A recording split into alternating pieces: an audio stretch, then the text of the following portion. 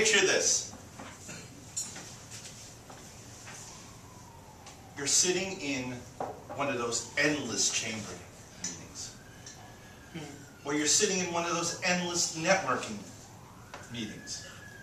Or you're sitting in one of those endless Rotary Club or Kiwanis meetings. And the time comes where the speaker of the day is going to get up and tell you about his business. Oh no, goes through your head. Here it comes again. Now you don't necessarily say that to yourself, but that's what you feel. Because you know what's going to happen.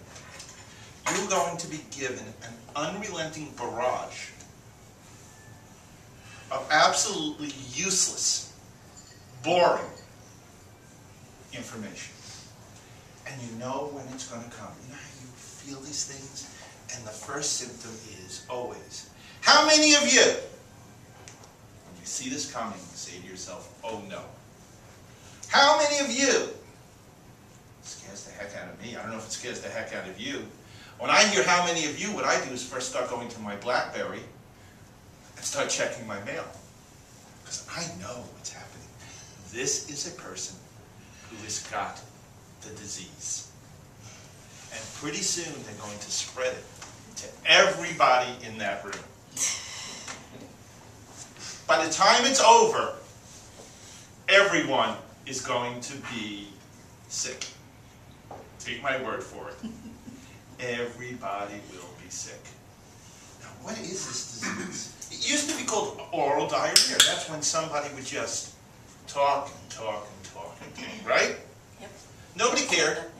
I'm afraid of public speaking, but as soon as I get up there, somebody hits the button, and out it comes. And it just flows. Well, it's gotten worse. Ladies and gentlemen, it has gotten worse. It has evolved, as all diseases do, to the next stage. And it's gotten to the point, the next stage, where it's everywhere. The name of this disease, ladies and gentlemen, is verbal vomit. Now, why do I call it verbal vomit? Well, number one is, does anybody ever prepare to throw up? No, it just comes out of nowhere. Right? Some people do, but it's not something you plan, really, right up from the beginning. Yeah. You don't say to yourself, tonight I'm going to throw up. Only if No. you're bulimic. Just a second before you start. Just down your throat, right? That's the only people. That 1 second before you put your finger down your throat, that's a whole different class of people. Because usually what happens after you hear these speeches, the audience wants to put their finger down their throat. And how does it come out always? If you notice, in fits and starts. Comes out half-digested ideas. It comes out in a bunch of stuff, then it slows down a little bit, and then there's another bunch of stuff that comes out. And just when you thought it was over, it comes again. Makes no sense, and the bottom line is, it stinks. It makes no sense.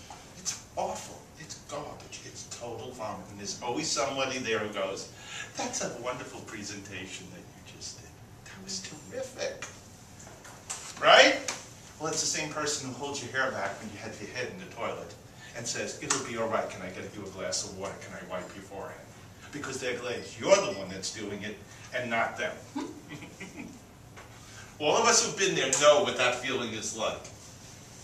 How do we stop this? How do we get rid of it?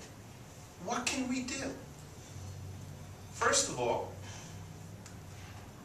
stop going to those meetings so it doesn't affect you anymore. Stay away from them completely. Number two, inoculate yourself. How do you inoculate yourself? Well, there's several things you can do.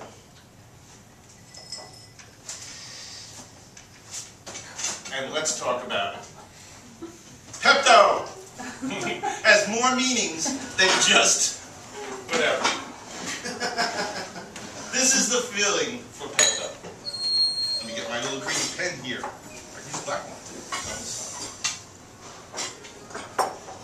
The first thing you know is they weren't prepared. Right? They weren't prepared. They knew 6 weeks in advance that they were going to speak on that date. And they didn't think about what they were going to do until that morning.